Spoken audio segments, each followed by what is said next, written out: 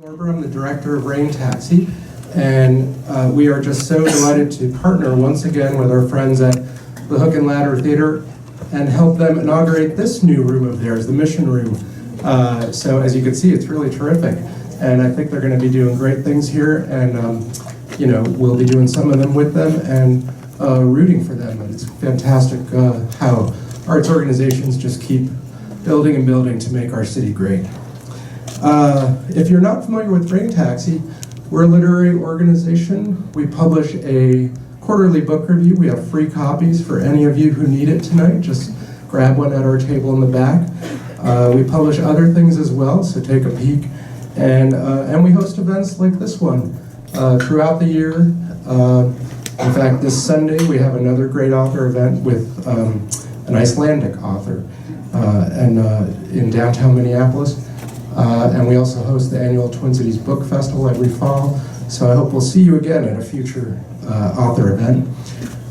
We're a nonprofit organization, so we get funding from the National Endowment for the Arts, the Minnesota State Arts Board, the McKnight Foundation, and others. We're very grateful for that kind of institutional support, but our absolutely biggest supporters are people just like you, readers and arts enthusiasts who are want to pitch in to help keep organizations like ours going. So if you are able to do that, please do. And one great way to do it is to make a book purchase tonight. That's helpful as well to everyone in this situation. You can see our friends here at the theater have the bar open too, and we'll be putting out some goodies for a little reception afterwards, so hope you'll stay around after the talk. Eat, drink, be merry, and talk. So, and of course there'll be a book signing. Yeah. Well, it's just such a real pleasure to have Cherríe Moraga with us tonight. I've long admired her work, and as soon as I got a hint of this new book, I knew we wanted to get her here to Minneapolis. She is, as many of you will know, a renowned playwright and poet and essayist. She is an essential voice in various areas such as women's studies, queer studies, Latino and Chicana studies. I would say human studies, because as I read it, all her work tends to broaden out and create and encourage a kind of inclusivity that speaks to all of us. And nowhere is this truer than in this new book, A Native Country of the Heart.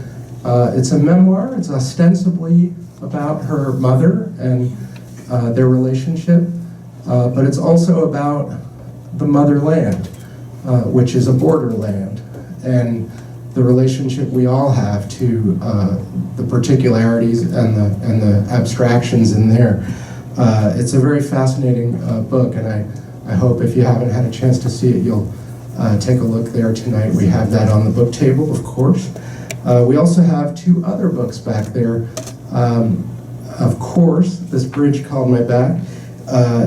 This groundbreaking anthology is in its 4th edition. It's a kind of magical, I was going to say unbelievable, but I don't want to, I want to root for it, you know what I mean?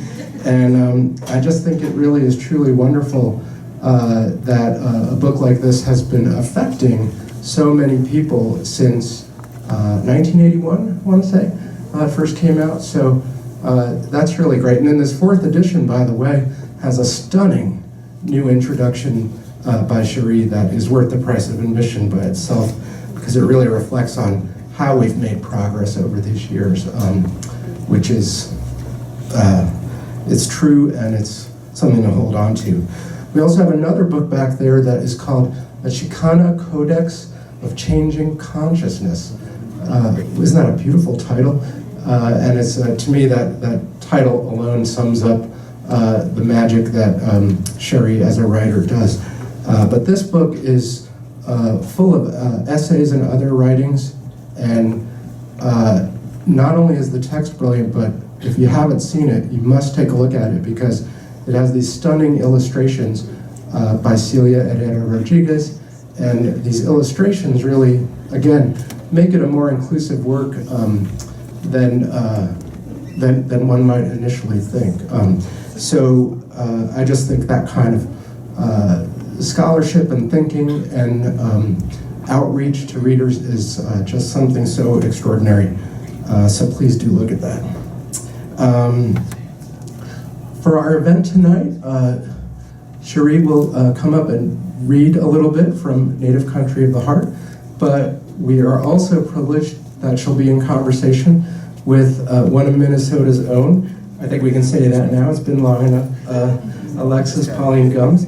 And like Cherríe, Alexis is a creative writer in her own right, a scholar of excellence, and a committed activist. And again, I just think people, writers who embrace these various traditions and decide to braid them together in their work is something to be applauded. So that's where you come in. Please welcome Cherríe Moraga.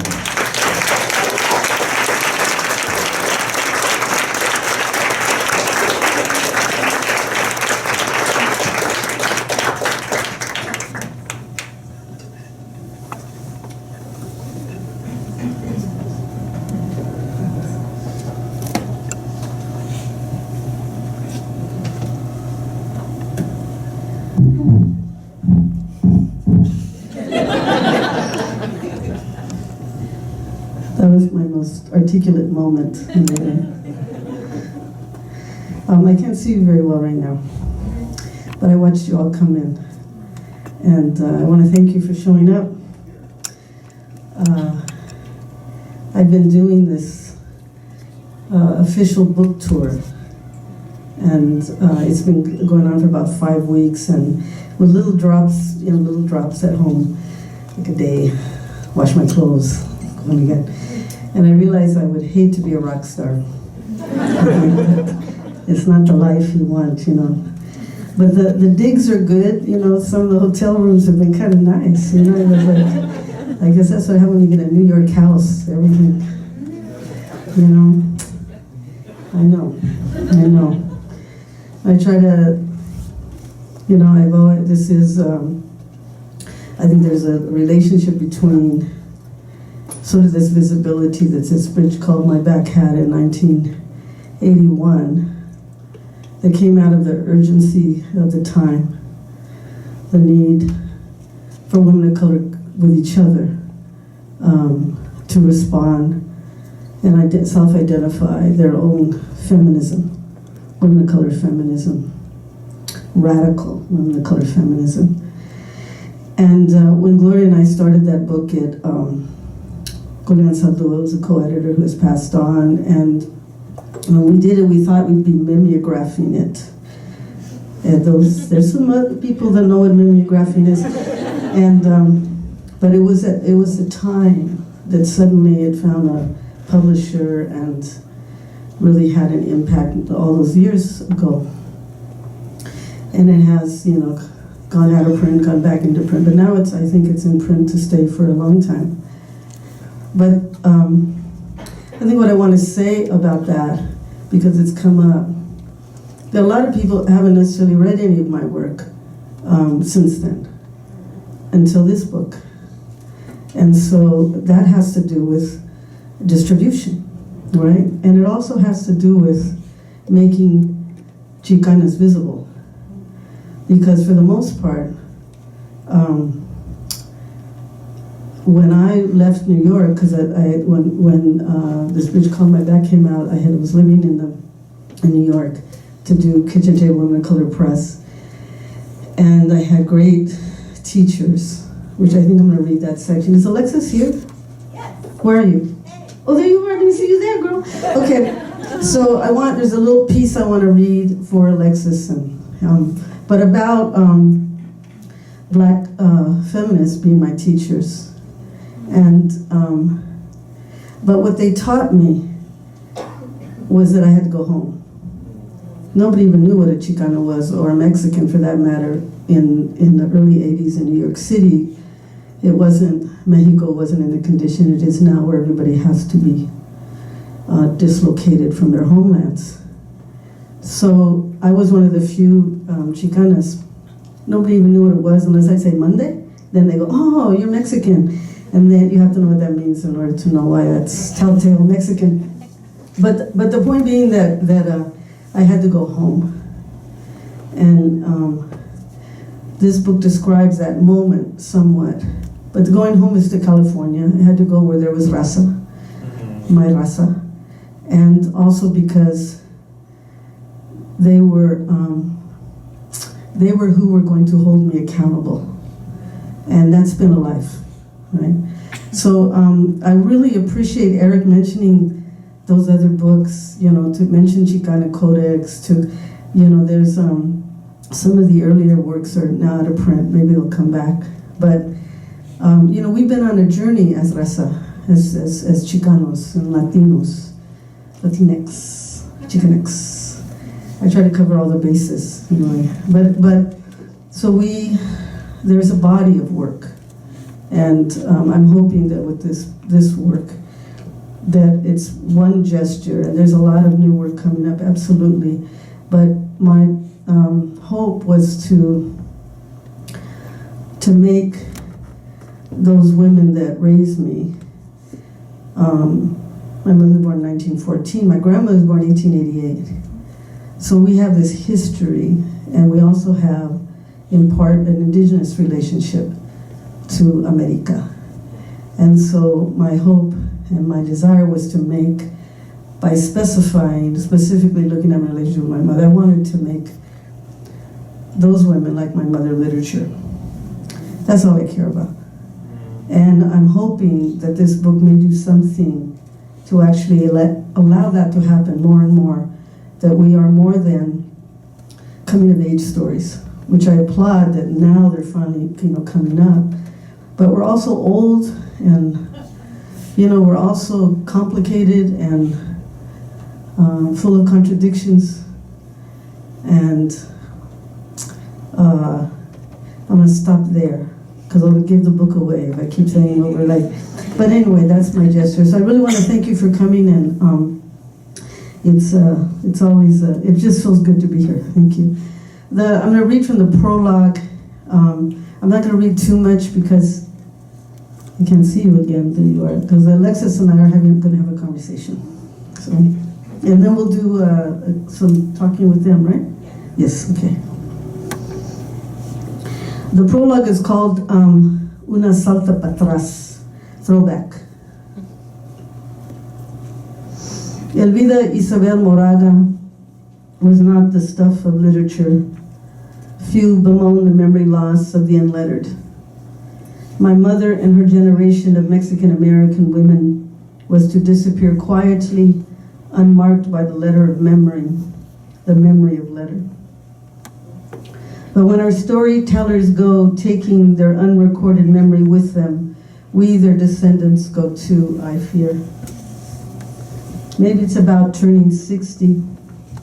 Maybe at such a substantive age, one can finally weave together enough of the threads of one's life to interpret a design from them.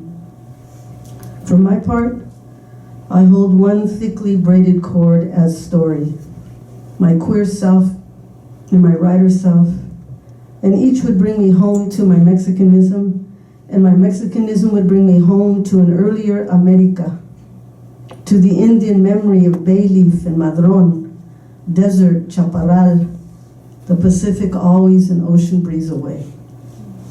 It would also bring home to me a culture of memory and prophecy, the harbinger of loss upon the horizon. As a U.S. inheritor of Mexican ancestry, I have walked the reddening road of an occupied America that anoints membership only to those born north of the watery divide of El Rio Grande, a border of river as thirsty as the desert into which it bleeds, leaving my relatives to drown in its grit. Growing up, my elders, well-meaning, told my generation, "Go that way, hijos. Look north to your future." They asked us to betray them, to forget them. "Walk that way, mija." They didn't know the cost. How to explain the complexity of this? What it means to be not just me, but us. To know yourself as a member of a pueblo on the edge of a kind of extinction. And at the same time, a lesbian lover and mother, where you truly do live your life in constant navigation through whatever part of your identity is being snuffed out that morning in the classroom, at the community meeting, the gasoline station, the takeout counter, Mexican, mixed blood, queer, female, almost Indian, and a poverty masked by circumstance. For all my feminism, this is why I left the white women's movement in the late 1970s, so I wouldn't have to explain anymore, translate anymore. Because translating, I knew, would keep me from the harder work of going home, of trying to figure out within the context of my ethnicity and culture what Mexican and American, Indian and Catholic rape and racism had to do with sexual desire and a contrary gender. And just maybe, my return as a writer would matter to my pueblo. Maybe, in some small way, my visible queerness, which I knew was representative of so many others, could help make us a more resilient people. Perhaps my writing has never really been about me. Perhaps it was about she all along, she without letters, she fallen off the map of recorded histories, she that is my history and my future, with every Mexicana female worker who comes to or is born into these lands of an ill-manifested destiny. She, the first and last point of my return. There was no library in my home growing up. I did not sneak to read beneath the secrecy of flashlights under blankets. My reading stumbled out loud, and my handwriting fell thick and crooked on wide ruled paper. But I knew to listen. I listened to Elvida's stories, to my tia's stories, to my sister's promptings. Remember this moment, hermanita.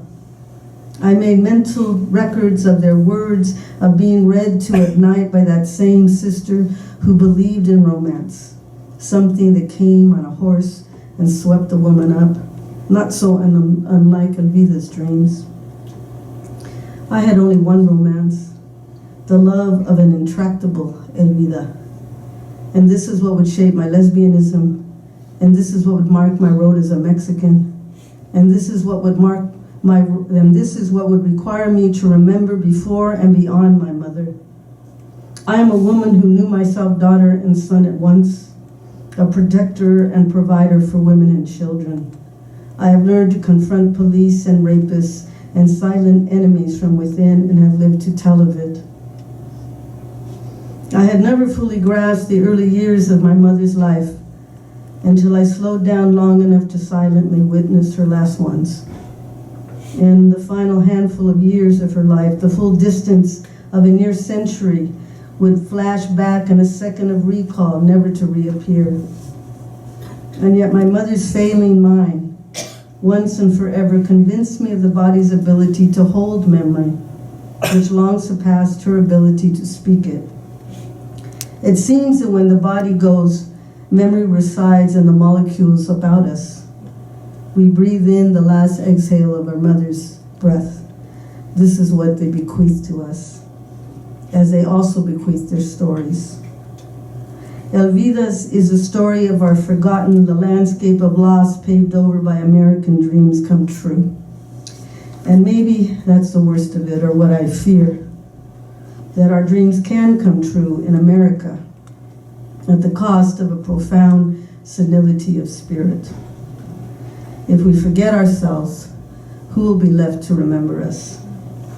And so, I follow the trail of my mother's fleeting reminiscences, picking up in the wake of her steps each and every discarded scrap of unwritten testimonial.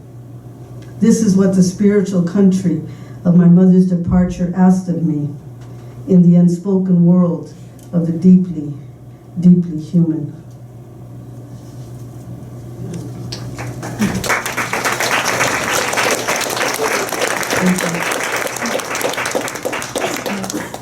So I'm just going to read just one more short piece, and This is, I had this in mind because I knew Alexis and I were going to talk. And she's such a fierce black feminist. She has all my respect and admiration.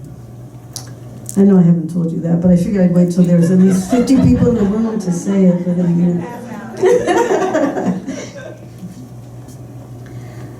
But so one thing about the book is that there's like 4 sections in it, and the first section is one of the longest sections, and it actually talks about my childhood with my mother.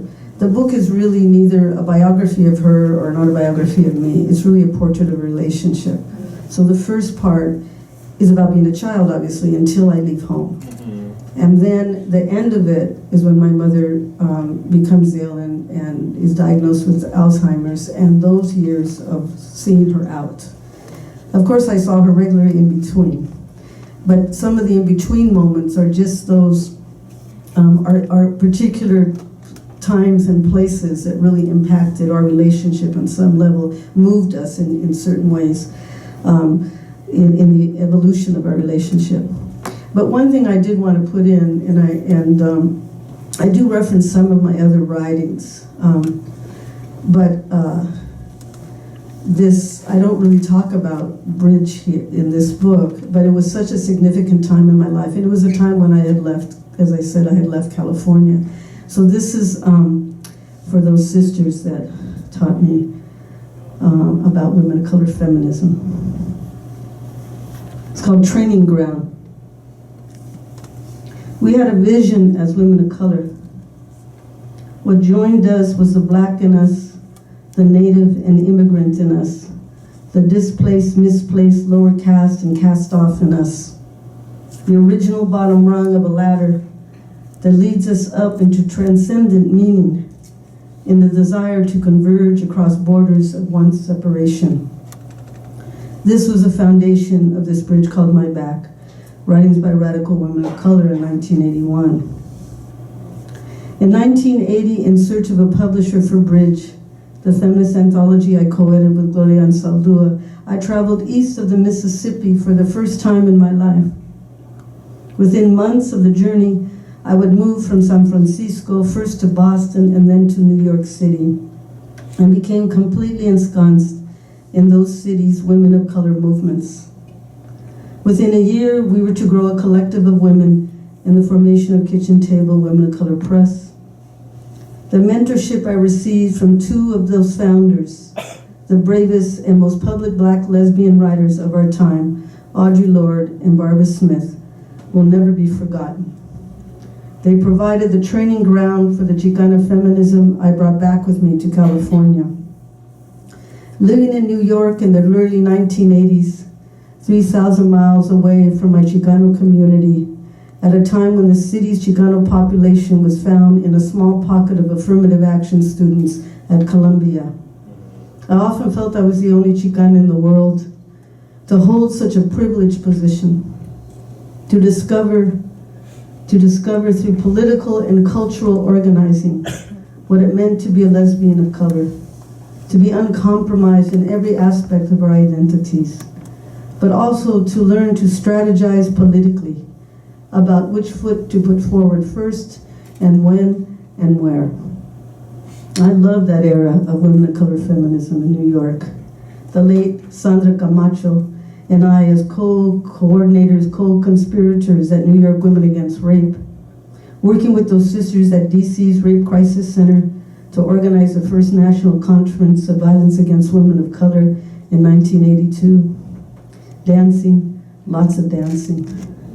And drinking just enough to end up making out in the rain with that forbidden New Yorker sister that you wanted like a heartache, just before catching the subway back home to the girlfriend in Brooklyn.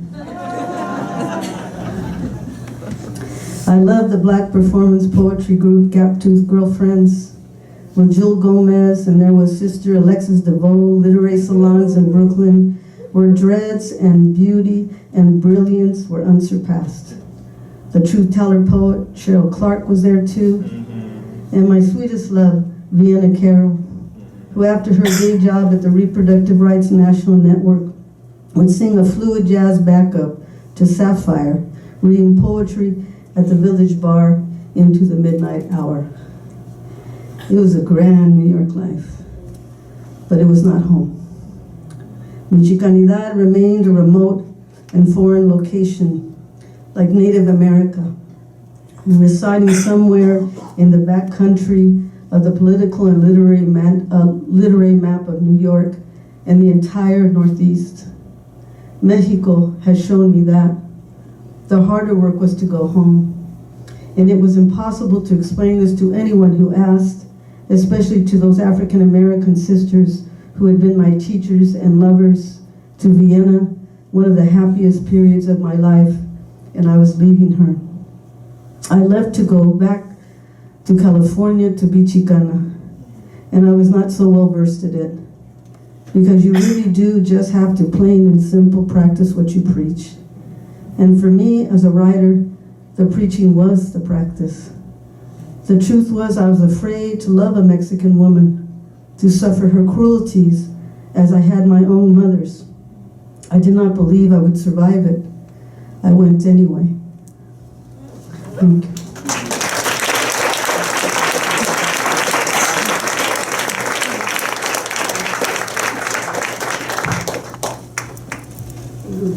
Oh, okay. So this is your, hello.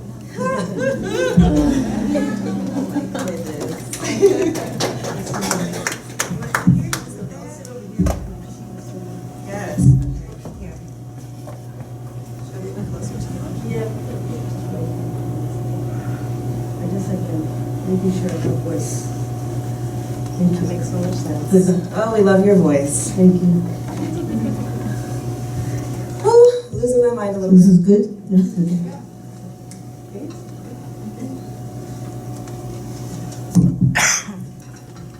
Okay, you can hear us? Wow. So I just have to say thank you. You know that this is a room full of gratitude. And so I have to speak because all of us are feeling the gratitude. I know that people in my generation have tried to thank you before, and we will continue to try to thank you, and we will never stop because it is that huge. But I'm thinking about a moment when I was listening over a live stream and you spoke at an event called Sister Comrade out in California in honor of Audre Lorde and Pat Parker. And you talked about Audre Lorde's impact, and you said, a body whole and broken, and she gave it to us. And I love that articulation about Audre Lorde, but I also think of it in relationship to the offering that has been your bravery, that has been your diligence, your work across these decades, not only to collaborate on creating this bridge called My Back, but also the work with Kitchen Table Press to keep it in print long enough that it could become intergenerational. And then your continued work to create the performance space, to do the educational work, to create these texts that many of us, and I know people are here holding their books that later they're going to ask you to sign, that have really given people the boldness to make the creative decisions that they knew they needed to make, but didn't see other examples for. And so I just have to start with presencing that gratitude. Though it may be redundant, it will really never expire. So thank you for being who you have been.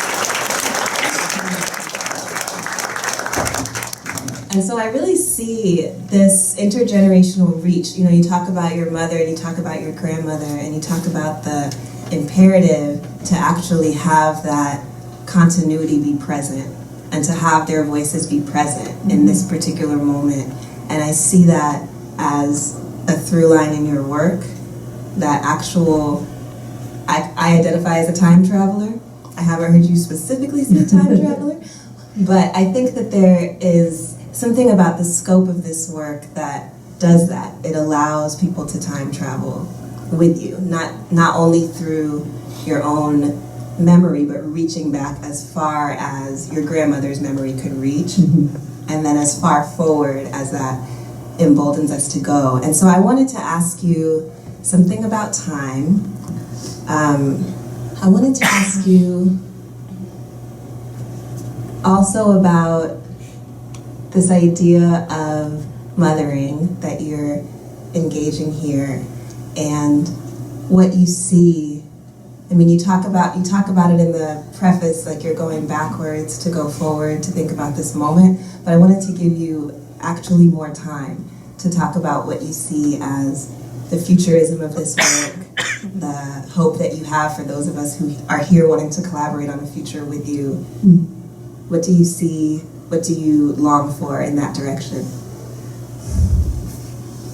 Like a small question. Well, thank you for asking that.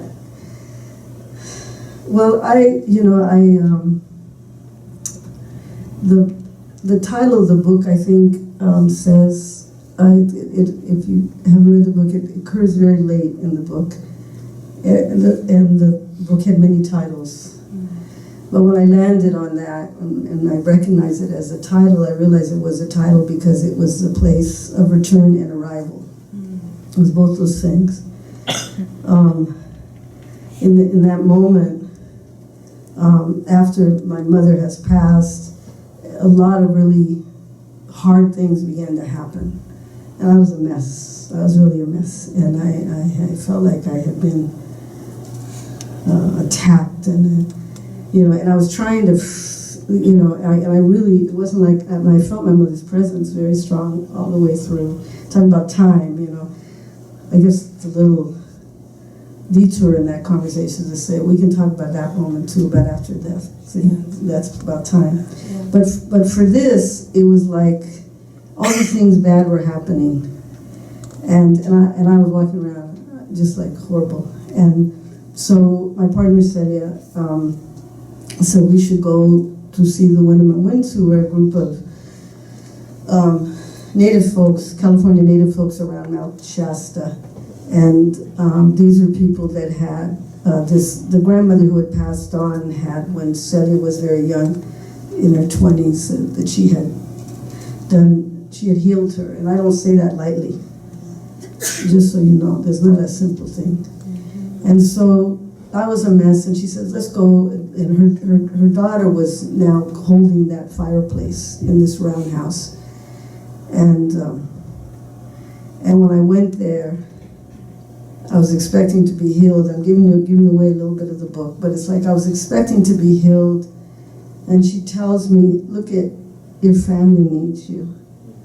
I have, my partner has children and grandchildren, and we share my son, and we raise her grandchildren as well, and I was tired, and she says, your family needs you, and basically was telling me, get the bird, put it back on, and go home, and that was exactly the right thing to say, And so, but what I realized is that moment of sitting at that fire, which I refer to as a woman's fireplace, I knew that the only way we get well, is to land somewhere.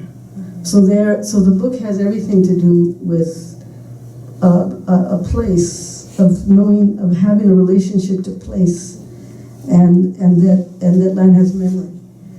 So when you're talking about time, it's temporal, spatial, right? So that's land, because land has memory. Rocks have been here longer than us, So I love how in the lodge, in the sweat lodge, the rocks are referred to as ancestors. I go, damn, that was like, because you think you're all that, and you're short. You're not going to be here this long, that long. So my sense of time, like what I feel about time, is that for the short time in which we are here, whether the long or short of it, is that there is that consciousness, that awareness is everything, and that it actually elongates your time. Awareness, and I don't practice what I preach. I have to tell you that, and I don't. It's like, but I know that, that it elongates time, right? Yeah. But also, the only way we can stop this mad track of this deadening future that's in front of us is to turn around and return. Like, you all gotta go home. However you define that, there's no like, I don't know. But it is that. It's like that movement that has taken us now to this place of the earth being in the condition that it is. Well, you're destroying land, so how do we think we're supposed to survive, So to me, it's all tied that way, that the motion is return. Well, but in the returning, it's not nostalgic. And people that sometimes use that word, it doesn't feel nostalgic at all. It feels like work, And so, yeah, so. And the other thing I wanted to say about the time thing around, I have no idea, like when, people say, well, what do you believe, about the afterlife and all this kind of stuff. I don't know anything. Just like most people, they don't know nobody knows anything, But sometimes I have a sense, and I think I learned this from my Yoruba practitioner sisters, right? When I've been in ceremony with them, and I see them get spirit, and the relations come to visit them, and I know these women, and I trust these women, and I know they don't lie. So I see that, I see the relatives come, and I think, wow, maybe all that happens when you pass is that our sense of time and space is so different that for the few minutes or whatever that for us that they're making this transition is this elongated period of time in another way, because I can't make sense of it. My little critical mind is trying to make sense of it. Of course you can't, right? But that gives me a certain sense of understanding why we're visited, why we're visited by our relatives in really tactile ways, that's not being romantic again, or, it's like there's language is so hard now because it gets so torn from us, to be anything authentic, Yeah. Really. Oh, I love that. Okay, I'm going to be thinking about that for a very long time. I hope so. Yeah, when you figure it out, let me know. Yeah. Right, fingers crossed. But I think what you were saying about going home, and I think that can resonate on all the levels that you're talking about too, right? With ancestral presence, with land having memory. Yes. I was thinking about, you talked about it just in the part that you read, about a choice between continuing to translate and doing the work of going home, right? The difficult work of going home, and of being held accountable in that place. And I was thinking about several things. Another thing I'm grateful to you for, there's a long list and I can't list all of them or else it'll be past time for the book signing, but one of the things is that in the Codex, you publish that with Duke University Press, and you have this part in the beginning where you say, I'm going to speak in my language, I'm not going to translate, because you can find a Spanish English dictionary, like you can look it up, and that actually set a precedent for so many people to be unapologetic and not to say, oh, I'm going to marginalize my own languages. And as a person who then published later with the same press, I have to say that you literally made a path and made a difference for that, and that we could say, or at least I did say, well, Cherríe Moraga did this, and I think that many of us have been able to do that in our lives, to point to something that you did, and you've given us permission through your action. So I want to continue to thank you for that.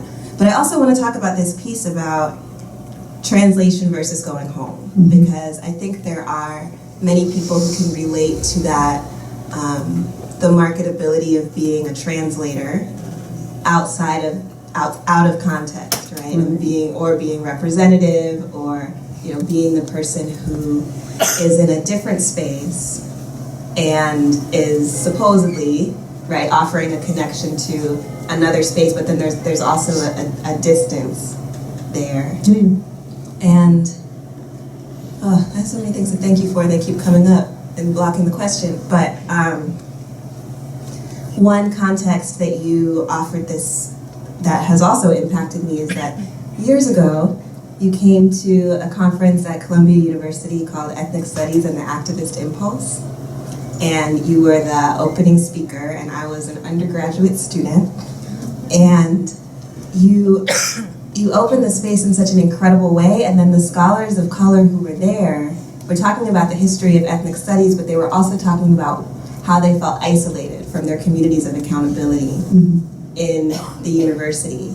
and how they felt like the time scale of the work that they wanted to be useful for in their communities and then the time scale of the university publishing were just completely at odds, right? And that was something for me as an undergraduate student to hear that and see that has impacted the decisions that I've made ever since and made possible a different relationship for me. But I wanted you to talk about, one, what is that? For those of us who are still afraid to go home, who are avoiding the work of going home by doing work somewhere else, for example, speaking of which, thank you for calling me Minnesota's own, but I really am going home to Durham in like 3 weeks permanently. So I'm thinking about going home a lot.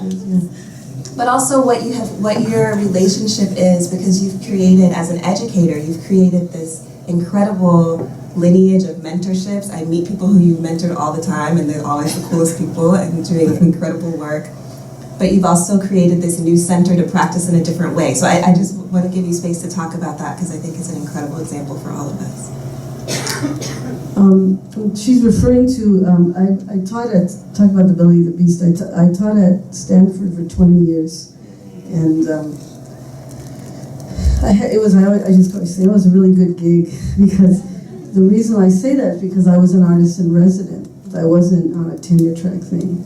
And I never was interested in that. And I also didn't have a PhD.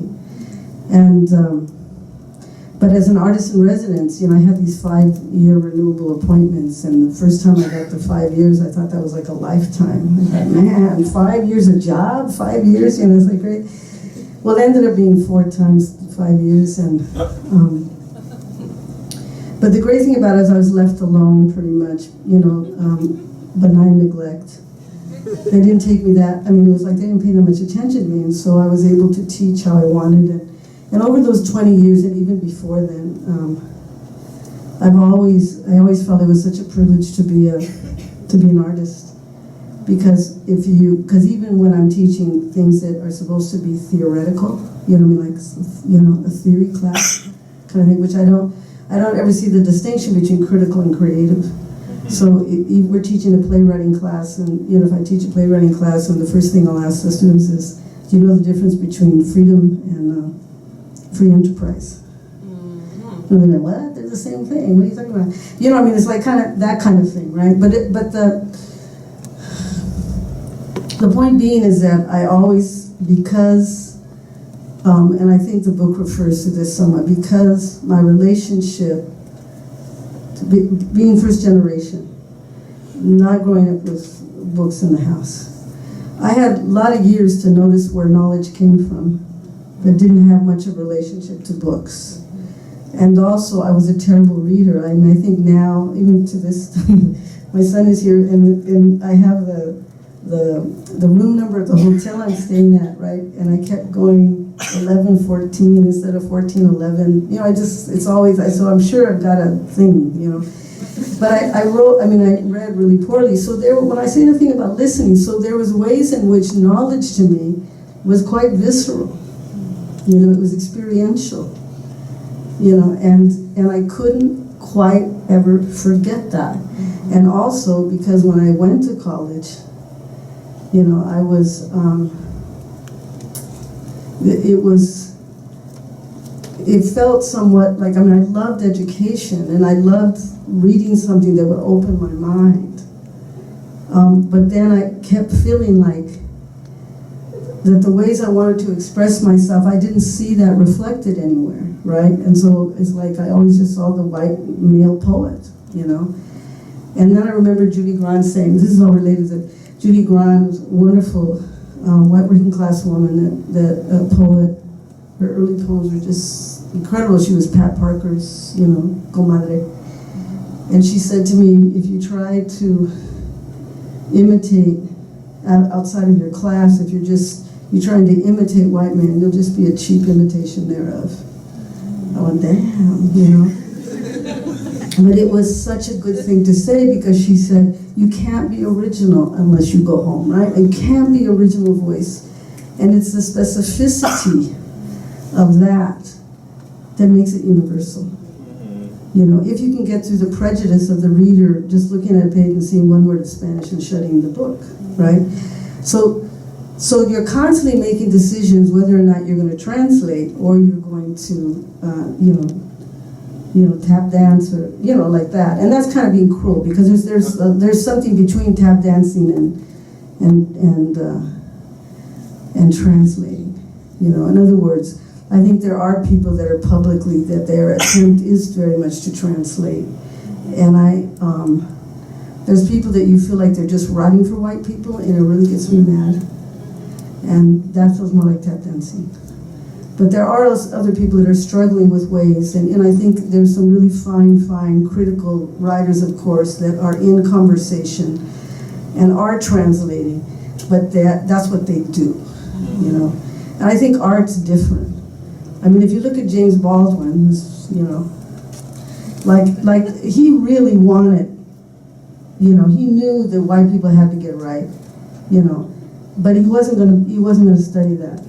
It's like that was their problem. And yet, of course, he's having this very public conversation on his own terms. So those are those great, those really, really great models. But I think, so the whole relationship to academia is very problematic.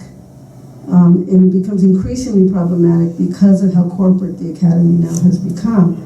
And the language young people are using is so distant from, even undergrads, it's so distant from their experience. And I work I work at UC Santa Barbara, and that's what I was gonna say, we started this, Cindy and I started a center called Las Maestras, the teachers, but also master artists. Las Maestras Center for Chicana, Indigenous Thought, Art, and Social Practice. And basically what they're allowing us to do is to, as they say in academia, for us to design our own pedagogy, right? So, and that is like trying to turn from the West. There's this huge bodies of knowledge that we have, that we know, that it's like DNA, and it is DNA, that young people come into school. I mean, I have students that are, their parents speak Zapotec. They're supposed to forget that, they're supposed to forget Spanish, they're supposed to just learn, their feminist studies, and they're learning all this European stuff. It's not like it's bad to learn this stuff, but it's not the only game in town. So the whole thing, my whole years of teaching have been exactly about that. Have just been trying to, and because I teach the arts, it's much easier because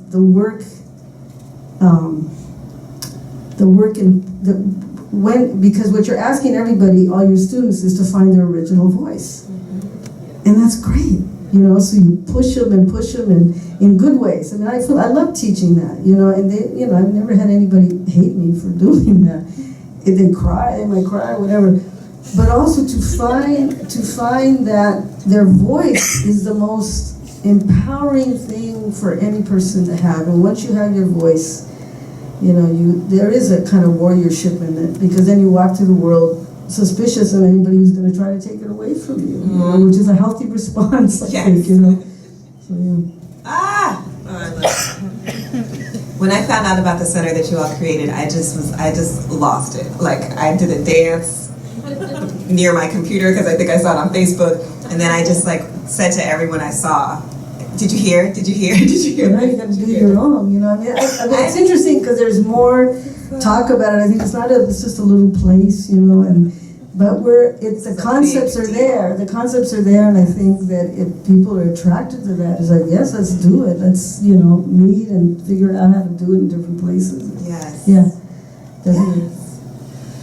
Okay, so speaking of voice, and also speaking of time, I know I was assigned to open it to Q&A at a certain time, and I realize I have no idea what time it is, because I'm just in gratitude time, but... Someone has their hands up.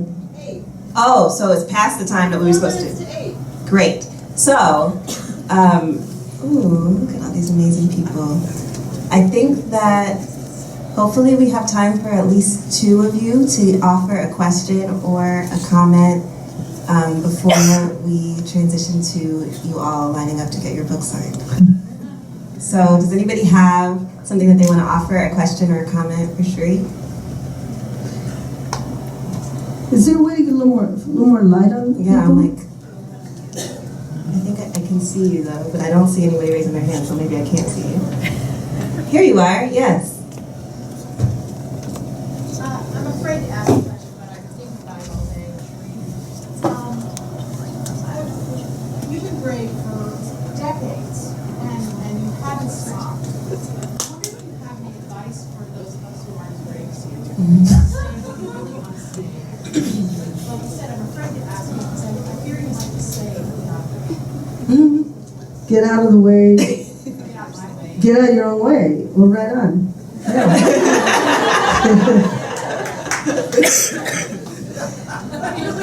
You know, you had the, and that's beautiful because you just had the answer, right? Great. It's just, you know, it's like the other night I was in Chicago, and some of you may know Maria, Hosa. She has that Latino USA, and so she, you know, she's a little bit younger than me, but not that much. And we're talking to somebody, and then she goes, well, you know, the great thing about getting old is, I say, you don't give a damn. And she goes, that's it. She goes, that was it. I was like, you don't give a shit. That's what I was going to say, she says. And I go, okay, well, we got the same thing going on. There is something to that. It's just like a real, I mean, the thing about ego, we always think that ego is that we think we're all that. But ego is the flip side, you know. And, you know, one response somebody had given me about this book, someone very close to me, had said something about, you seem so, now as I age, you know, I have a lot of uncertainty. And this was very new for this person, right? And then, you know, they say, you seem so clear, but it was kind of sarcastic, right? You know, like, you seem so clear, like, I don't quite believe you, you know, like this kind of thing. But I wasn't sure, which is the point. And then I said to the person, I go, oh my God, are you kidding? I said, I have been uncertain every day of my life. And every day under that uncertainty, all that's under the uncertainty is self-doubt. That's all it is. It's just pure, never leaves you self-doubt, you know? And then, you know, I think it was the first time he began to doubt himself. You know what I'm saying? No, but I mean that in a serious way. I'm saying that some people walk through life without self-doubt. But, you know, I'm just saying, speaking from communities that are, you know, particularly, you know, when you think about women, people of color, it's like if you're not, you don't feel like you have, if you don't translate, you know, then why should you even exist? You know what I'm saying? If you're not in conversation with the, as they say, the dominant narrative, why should you even exist, right? So we do it anyway, right? So it is, and that, you're right, that is courage. Because your self-doubt is never going to go away. I mean, we're going to take that with us, you know? And I don't feel that, the lucky part, this is the fortunate part, as it isn't all, you know, oh, you're so courageous. It's because I got really fortunate that when we did Bridge, because of Bridge, and all those women, particularly women that had never been published before, what they realized is that there was somebody out there who needed their story. And once you know that, you're going to go ahead and take risks because you think maybe that, you know, I see young Latinas all the time, you know, it's like 1977 for them, for a lot of them, you know what I'm saying? It's like, you know, even the beauty of this, oh, you saved my life, you know, that, like, and I just give it back to them. You know what I mean? It's not me. I mean, I give it back to them because that's the point. The blessing is to think that what you say has, if it has impact, of course that encourages you to go over the self-doubt, right? So I think that that's what we need to find, you know, that place where you can believe that it matters what you have to offer, you know, in the world. You know, you ain't, you know, so, you know, it's now.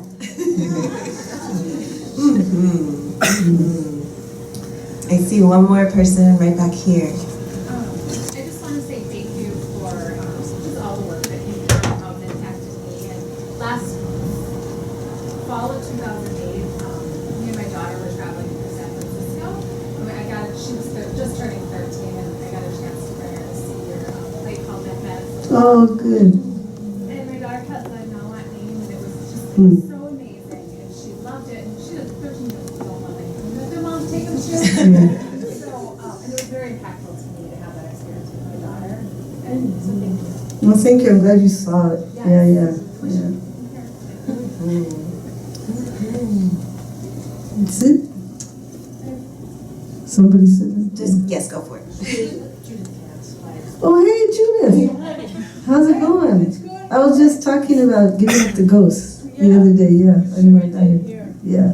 But I wanted to just go back to that business about you refusing to glossarize language in the earliest work, and how that gave me permission when I wanted to use, say, a Yiddish word, to just basically say, fuck it, you know, you can find out what that means. And so it was, and I was just pointing that story today about that's one of the many amazing things that he did for all of us of this generation who were writing at that time, is because you just said, so what? Figure it out. And so I wanted to say thank you for that. Thank you. It's good to see you. So I know we could each give a gratitude testimonial. So this is not the structure of that moment. We're gonna transition so that the book signing can start, but if we can just make a sound worthy of the gratitude that we have for Cherríe.